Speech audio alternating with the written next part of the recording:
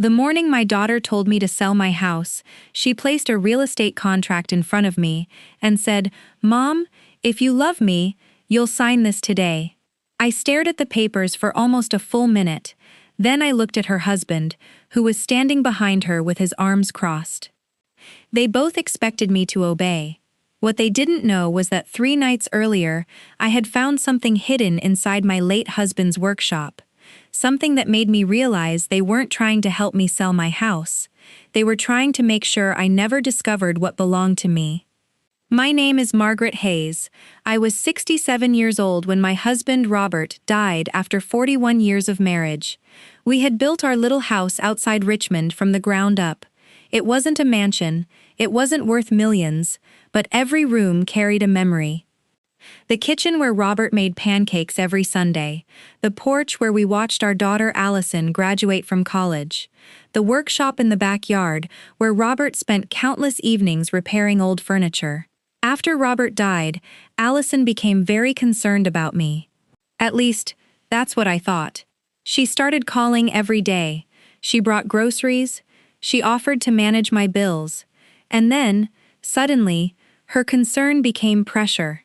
"Mom, this house is too much for you now," she said one afternoon. "You should sell it and move into a smaller apartment." I laughed. "I've lived here for 35 years. Her husband, Kevin, looked around the living room. "That's exactly why you need a change." I didn't like the way he said it. It sounded less like concern and more like calculation. Still, I didn't argue. Then one Friday morning, Allison arrived with a folder. She placed it on my kitchen table.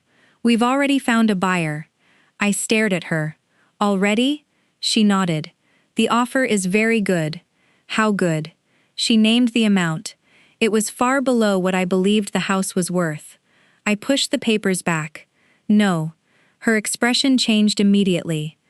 "Mom, please don't make this difficult." "I'm not making anything difficult. I'm refusing to sell my home for less than it's worth." Kevin stepped forward. "You don't understand the market." I looked at him. "And you understand it?" He smiled. "Better than you do." That night, I couldn't sleep. Around midnight, I walked into Robert's workshop. I don't know why, maybe grief, maybe instinct. I sat in his old chair and looked at the tools he had left behind. Then I noticed something strange. One wooden cabinet was slightly pulled away from the wall. Robert had built that cabinet himself. I moved it. Behind it was a narrow wooden panel I had never seen before. My hands began to shake. I searched for a way to open it, and eventually discovered a tiny brass latch. The panel clicked. Behind it was a metal box. Inside were documents, photographs, and an old envelope with my name written on it. "Margaret," the letter began, "if you're reading this, then I didn't get the chance to tell you what I discovered." My heart began pounding. Robert wrote that 6 months before his death, he had discovered unusual transfers from an old investment account. Someone had been moving money without our knowledge. At first, he thought it was a bank error. Then he found property records connected to our house. The original deed wasn't the one we had in our safe. There was another document showing that years earlier, Robert had purchased an additional parcel of land behind our property. A parcel I had never known existed. He wrote that the land had recently become extremely valuable because a major development project was planned nearby. Then I found another document. It showed an offer from a construction company to purchase the combined property for nearly $2 million. I stared at the number. $2 million. Our house and that hidden parcel were worth almost $2 million, yet Allison and Kevin were trying to make me sell everything for a fraction of that amount. My hands went cold. I kept reading. Robert had discovered that someone had been trying to obtain our property through fraudulent paperwork. He had hired an attorney to investigate. Then, 3 days before his death, Robert had written one final note. "If Allison asks you to sell the house quickly, don't sign anything." I dropped the letter onto the floor. My own daughter. I couldn't believe it. The next morning, Allison arrived unexpectedly. She smiled as she entered. "Mom, I brought breakfast. I watched her carefully. Why are you so interested in this house? She stopped. What do you mean? You keep asking me to sell it. She laughed nervously. Because I'm worried about you. And Kevin? Her smile disappeared. What about him? I stood up. Does he know about the land behind this house? For a moment, neither of them spoke. Then Allison whispered, What land? I knew immediately. She was lying. That afternoon, I called Robert's old attorney, Samuel Brooks. He was retired, but he agreed to meet me. When I showed him the documents, his face changed. Margaret, where did you get these? My husband hid them. Samuel studied the deed carefully. Robert was right to hide them. What happened? He leaned back. Several months before his death, Robert came to me because someone had attempted to transfer ownership of the rear parcel. Who? Samuel looked at me. The paperwork was submitted by a company controlled by Kevin. My stomach dropped. My son-in-law? Samuel nodded. But that's not the worst part. He opened another file. Robert also discovered that someone had been using your personal information to create financial accounts. Whose accounts? Samuel looked directly at me. Allison's. I couldn't speak. My daughter wasn't simply trying to sell my house. She was involved in something much bigger. Before I left, Samuel handed me one final document. Your husband asked me to give you this only if you ever discovered the truth. It was a photograph of Allison and Kevin standing with a stranger outside a bank. On the back, Robert had written, They think Margaret will never look closely enough. I stared at the photograph. Then my phone rang. It was Allison. Mom, she said softly, we need to talk. About what? Silence. Then she whispered, Dad left you more than a house. I froze. What does that mean? Her voice trembled. It means if you don't sign those papers, they will come after you. I barely slept that night. Allison's words kept repeating in my mind. They will come after you. The next morning, I called Samuel again. I want to know everything. He agreed to help me, but he warned me that we had to move carefully. If Allison and Kevin were involved with the fraudulent property transfer, they might already know that Robert had left evidence behind. Samuel contacted a forensic accountant who examined the financial records Robert had hidden.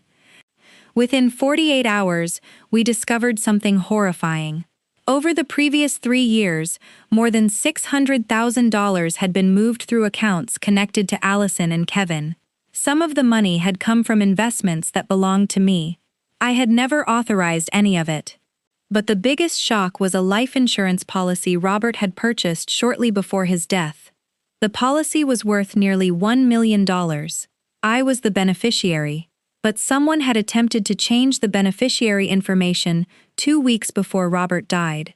The signature looked like mine. It wasn't. Samuel sent the documents to investigators, then he said something that changed my entire plan.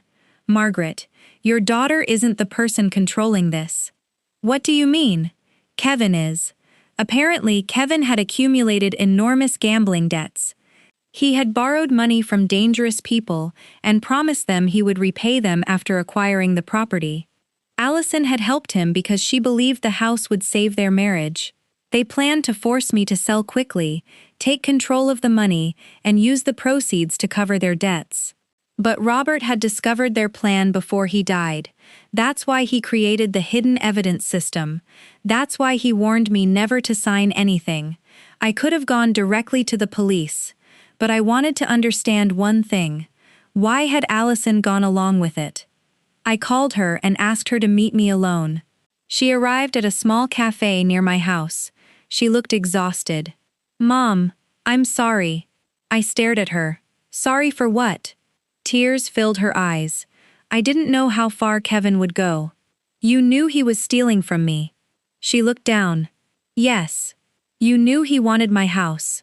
She nodded. Yes. You still brought me those papers. She started crying. He threatened me. I felt anger rising inside me. You are my daughter. You could have come to me. I was afraid. So you decided to betray me instead? She couldn't answer. Then she said something I never expected. Dad knew. I froze. What? Dad knew Kevin was using me. He told me to leave him. I didn't listen. She pulled a small key from her purse and placed it on the table. Dad gave me this 6 months ago. He told me to use it only if Kevin ever tried to hurt you. I stared at the key. What does it open? Allison whispered, a storage unit. That afternoon, Samuel and I went to the storage facility. The key opened a small metal box. Inside were recordings, copies of bank statements, photographs, and a handwritten statement from Robert. He had recorded a conversation between Kevin and the stranger from the bank. In the recording, Kevin admitted everything. He admitted stealing the money. He admitted forging my signature.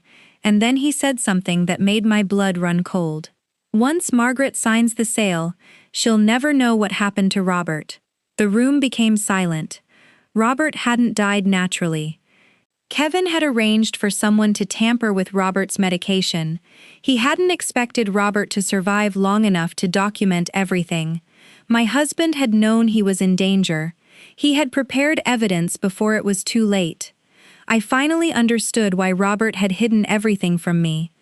He wasn't protecting the house. He was protecting me. That evening, I called Allison. Bring Kevin to my house tomorrow. She hesitated. Why? Tell him I signed the papers. The next day, Kevin arrived with a smile. Allison followed behind him. I placed a folder on the table. It's done, I said. I signed everything. Kevin's eyes lit up. Finally, he reached for the folder. I pulled it away. But there's one problem. He frowned. What problem? I looked directly into his eyes. The police already have copies of every document. His face went completely white. What are you talking about? I pressed a button on my phone. His own voice filled the room. Once Margaret signs the sale, she'll never know what happened to Robert. Kevin stepped backward. Where did you get that? I smiled. From the man you thought was dead and forgotten. The front door opened. 2 investigators walked inside. Kevin tried to run, but there was nowhere to go. He was arrested for fraud, forgery, financial theft, conspiracy, and involvement in Robert's death. Allison was questioned for hours. She eventually admitted everything she knew. Because she cooperated with investigators and returned the money she had access to, she avoided the worst charges. But I couldn't forgive her immediately. Some betrayals take years to heal. Months later, the development company finally purchased the rear parcel legally. The house itself remained mine. I sold the land for enough money to secure my future and donated part of the proceeds to a local organization that helped widows rebuild their lives after financial abuse. I kept Robert's workshop exactly as it was. One evening, I sat in his old chair and opened the final letter he had written to me. It contained only one sentence. Margaret, if they ever make you feel powerless, remember that you survived everything life already threw at you. I cried that night, but for the first time, they were not tears of grief. They were tears of relief. I had lost my husband. I had lost the daughter I thought I knew. But I had not lost myself, and that was the one thing Kevin could never take from me. He thought an old widow would be easy to manipulate. He thought my grief had made me weak. He thought my house was just an old property sitting on a quiet street. He was wrong about all 3. The house wasn't my weakness. It was the place where my husband hid the truth, and the truth became the weapon that destroyed everyone who tried to steal my life from me. In the end, I didn't have to destroy my enemies. I simply opened the door and let the truth walk in.